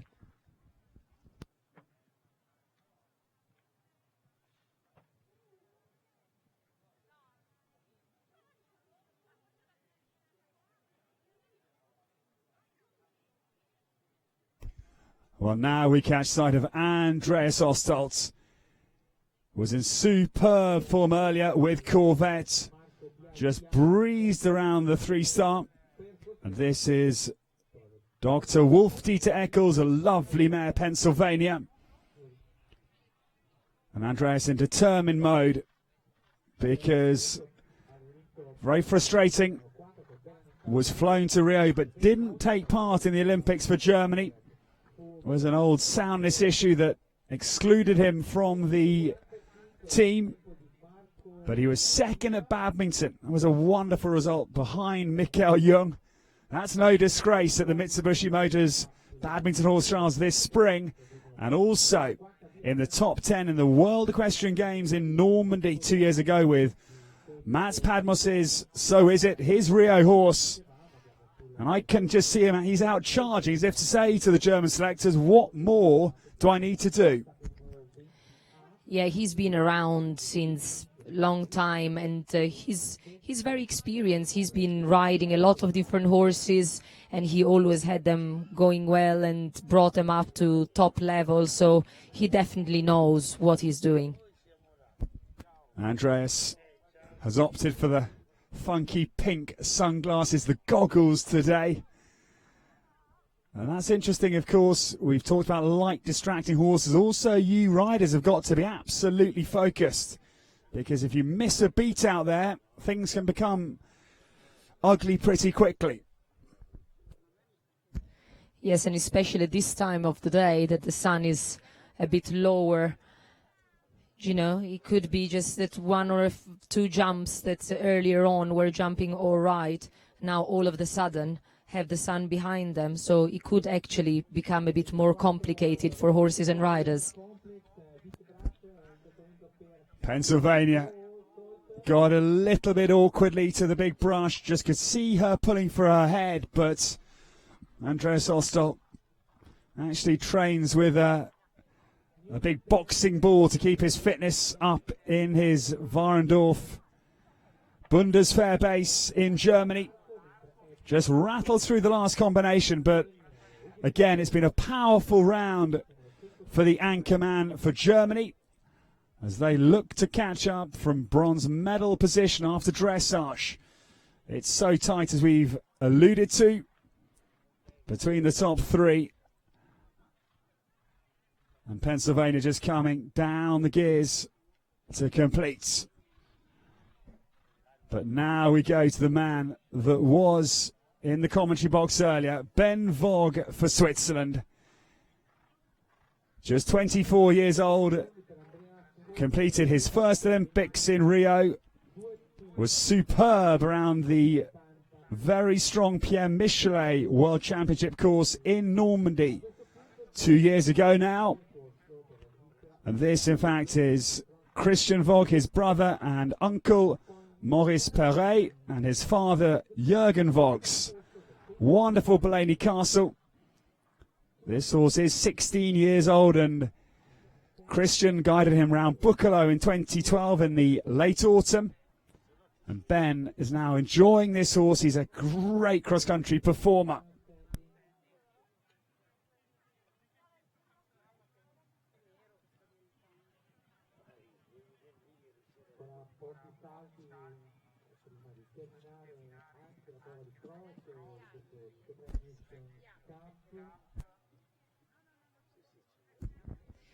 It's really a lovely horse. You see a very nice balance, a very thoroughbred stride, and obviously a very experienced horse that is, helping a younger rider with a little bit less experience to jump around big tracks, and they have a lovely partnership because you really see that they're enjoying this course. Always on nice shots and forwards, and they're really flying. Yes, Blaney Castle coming down to the Trakehner with Ben Vogt. Ben just gives a little half halt on the approach just to say to Woody, as he's known in the stable, just hold on a minute here, boy. The old horse, he knows his job backwards. And Ben won the gold medal in German Vielseitigkeit Sport this year, and that was awarded by Michael Jung, along with some of the greats down in Radolfzell, including Ben Leuver, there to welcome Ben into a very distinguished group that have won that gold medal.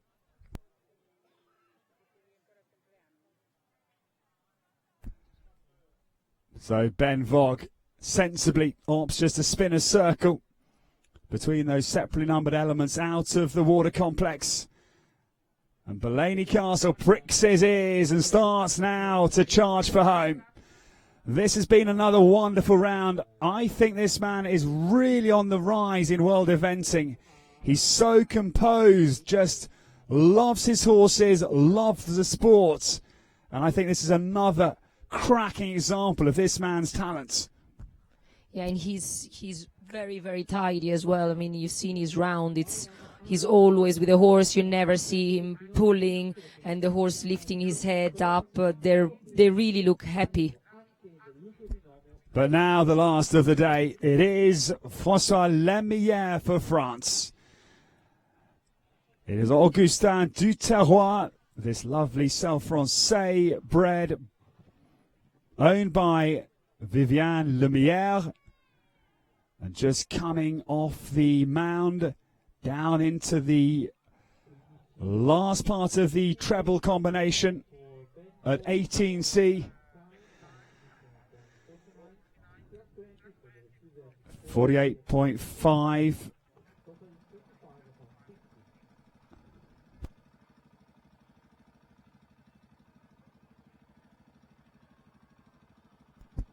Well, we'll just give you the final scores. A little bit of news coming through on the loudspeaker. There was a refusal early on. We didn't catch it on our cameras for you, but we will update you with all of the scores at the end of the competition. It's been a whistle-stop tour here in Vairano, but it's been fantastic sport and so good to see the horses all galloping happily, bowling on, and it's not easy here. Twisty and turny. That's harder version of cross country than when it's just forward flowing. It's looping the loop a little bit.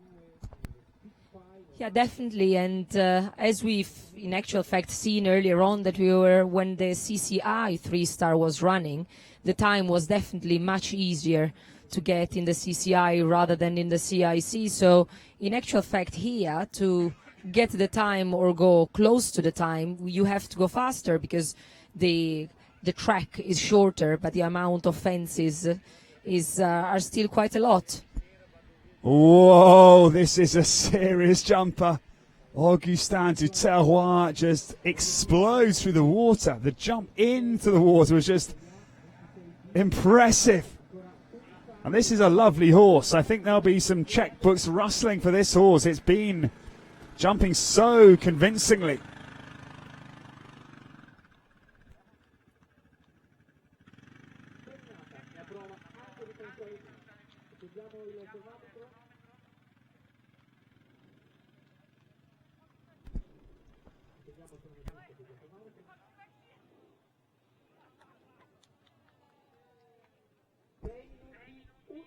Well, we wait for the time. And I think my Italian is good enough to say he's just 1 second over the time. That is the best round of the cross country completed. And there is the celebration for the French team. Nicolas Mabir, Remy Pilot, the man just completing, and Raphael Cochet. It's a masterclass. I was very much of the impression, Susanna, that Germany would be very hard to beat in the Rio Olympics. I really believed it. Those that were in Rio, friends of mine, said that the French team, both in terms of their composure, the riders, and the horses all looked so fit and well that people believed actually that France could turn the tables on a German force that's been so dominant. That was the word on the street, and it turned out to be true. So this team is really blossoming.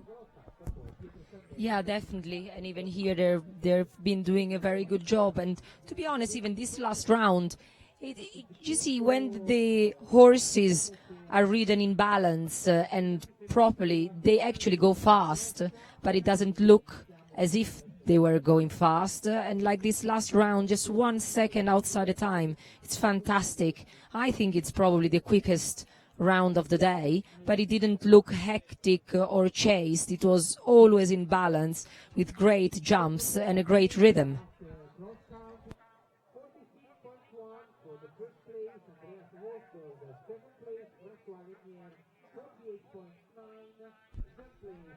Well, happy scenes here in Vairano. Leg 7 of the FEI Nations Cup has been a great success here at Giovanna Mazzocchi's wonderful competition.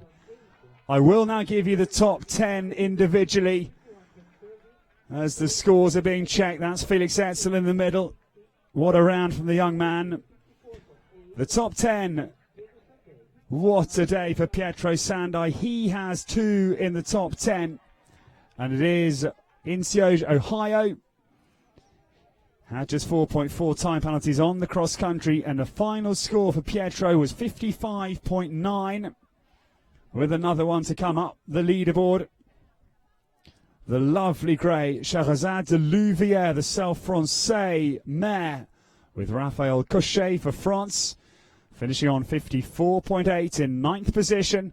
The young man we just saw, Felix Etzel, in the white for Germany, with his 8-year-old, the Bettel side, the full blood dad of Bandit. The 8-year-olds cruised round his first Nations Cup. That was a great performance for just 1.2 time penalties and 51.6.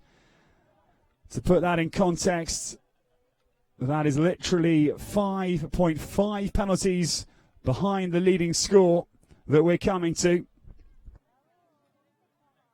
In 7th place, it is another Frenchman, Remy Pilot for France. That is Tolchik du Levin, 51.3, with just the 3.6 time out on the course for the 9 seconds over the time. That great round that Susanna was really describing the significance of Castle Richmond SRS and Roberto Rotatori, because the second best for Italy in the top 6, and the score 50.8 with just 8 seconds over the time was a great effort. But now the top 5, and brilliant was Felix Vogt. He didn't rush Cleveland, the Holsteiner. A real prospect for him for the future for the Swiss teams, and 50.1 is the completion score. In 4th place, it is Pietro Sandai, his second ride, Rubis de Plaire, the trailblazer. What a round he showed us, just 5 seconds over the time, and that is 49.6. The top 3, and these 3 are only split by 3.2 penalties, so less than a fence separates the top 3 as we go into show jumping tomorrow. It couldn't be any tighter individually. We'll come to the team standings in a moment. And it's Nicolas Mabir for France with the Anglo-Arab Tourmaline du Fief. Had a very good round again. He just rode nearly conservatively, because you know there's speed when you've got Anglo-Arab bloodlines. And that is 49.3. In second, the man that has just dazzled us. The quickest round of the day, just 1 second over the cross-country time. And that is a super round for François Lemieux, and Augustin du Terroir is poised if any mistakes come from the man ahead of him for the individual title. And that is 48.9 in second. But the leader, and what another brilliant performance it was from Andreas Ostholz. Dr. Wolf-Dieter Eccles, Mare, Pennsylvania, powered round the course. That was my only observation. It just was strong, flowing. And yes, Andreas Ostholz is the leader, 46.1. But as we say, they're tightly bunched in behind him. Susanna, looking at that leaderboard, it's going to be very hard to call tomorrow, because as I say, there's just less than a fence between the top 3. The French horse looked to me very, very fresh. Finished full of running, Augustin du Terroir, but also Pennsylvania. I know, I've seen the mare for 4 or 5 years. Is a very good jumper. It's not easy to call, even the individual competition. For sure, we'll have to see how they get out of the competition and how they're going to be jumping tomorrow. But definitely, it's very tight. We definitely can't say now what's going to happen tomorrow. So the tension is going to be up, that's for sure. It is going to be up, and the time is going to be 1400 hours Central European time, 2 o'clock p.m. if you're used to the British GMT system. And that is our Central European time. So GMT time, we're an hour ahead, will be 1300 hours over in the United Kingdom. And Central European time, as we say, is 2 o'clock tomorrow afternoon. But now we'll have a quick look for you at the position in the team standings, because it's all changed actually. We didn't see Jennifer Eicher. That's because she sadly withdrew before the cross-country for Switzerland. That was the frustrating absence of the Swiss trailblazer. So Switzerland there on 191.4. They count the scores of Patricia Attinger, Ben Vogt and Felix to relegate themselves from second after dressage. They drop into 4th place, so a little bit disappointing. But that is largely because of that surprising withdrawal. We're not sure of the reason that Jennifer pulled out. The Italian team have capitalised, and please tell us, what you think about that effort, Susanna, because now 170.8 into bronze, a very solid performance. Yes, very nice. I think it's quite tight between actually France and Germany, first and second position.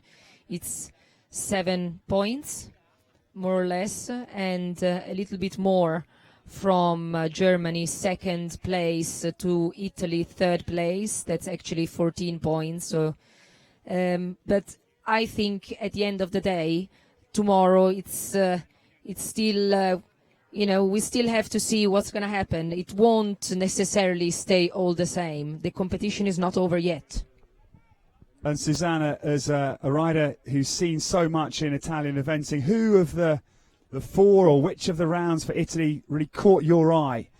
Who did you think this is a team prospect for the future? Been very successful recently in the last few years, and he's gaining experience, and he's done a very good job internationally speaking. Evelina Bertoli is since quite a few years, she's training with Stefano Brecciaroli, who, as you know, is one of our best riders, so she's now very experienced as well. Marco Biasier has been on teams since always. He actually had a few years off because of a back injury, but he very much enjoys riding this horse, and he was in Sumur as well. While Rebecca Chiappero, as we said beforehand, she's really coming up. She's produced a lot of horses, and now since a few years she's on the international scene, and she's doing very well. Oh, good to hear from one of the linchpins of many, many years of Italian eventing. And in the silver medal, they have had a great day on the cross country. We're down in the bronze medal position, but as ever, Germany start to charge up the leaderboard. They're now silver with that super round. Particularly caught my eye, Felix Etzel, his first Nations Cup for just 3 seconds over. And also Falk Vesterich showed his true colours with a powerful round and a very intelligent round, I think, with Gina Kay. Andreas Sostok, yes, we know, was brilliant to anchor Germany. And that means that we can drop the score. In fact, it was Falk's score we discarded because, in fact, Jörg Kerbel had 8.8 times, so we dropped Falk, but it's still important because it's close enough to Jörg's score. Literally 3 penalties separating the two. And that, of course, with show jumping to come tomorrow, is important to see. It gives another insurance card to the German team. And now we go to the leaders, and well, what another brilliant afternoon it is for France. They are out in front. The new Olympic champions are leading in Vairano, leg 6. That brilliant anchor from François Lemière to put the French team on 1:49.5. And that is a gap of under 2 fences. The German team, it's about, let me just do the maths for 1 second here.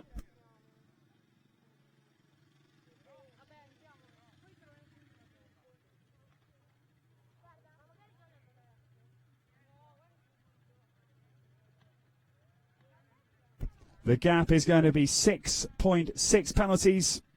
So not quite 2 fences, but certainly France will have a fence in hand to take into the show jumping tomorrow. Well, there's the scene in Vairano. Nice cloudy, mottled blue skies. And Susanna, it's been a great day. Thank you very, very much for joining us. And I hope we can seize you tomorrow. It's going to be fascinating to see whether the Olympic champions can stay ahead of Germany, or whether that German machine will keep rolling in the jumping. And, of course, Italy in the bronze medal position. It's been a fascinating leg in Vairano. Yes, it's been very exciting. And as we said earlier on, the competition is not over yet. We'll see what's going to happen tomorrow afternoon in the show jumping, and in actual fact, even tomorrow morning at a trot up. So, ladies and gentlemen, that is the end of a great cross-country day here in Vairano. Join us live on FEI TV at 1400 hours tomorrow. We'll see you for the final show jumping of leg 6 of the FEI Nations Cup eventing.